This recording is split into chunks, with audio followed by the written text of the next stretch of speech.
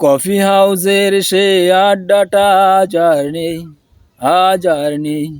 কোথায় হারিয়ে গেল সোনালি বিকেলগুলো সেই আজ আর নেই। নিখিলেশ প্যারেসে মইদুল ডাকাতে নেই তারা আজ কোনো খবরে।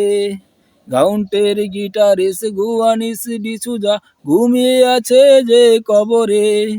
কাকে যেন ভালোবেসে আঘাত পেয়েছে শেষে পাগলা গারোতে আছে রমারয়। অমলটা দুঃখছে দুরন্ত ক্যান্সারে জীবন করেনি তাকে ক্ষমা হল। কফি হাউসের সে আড্ডাটা আজ আর নেই।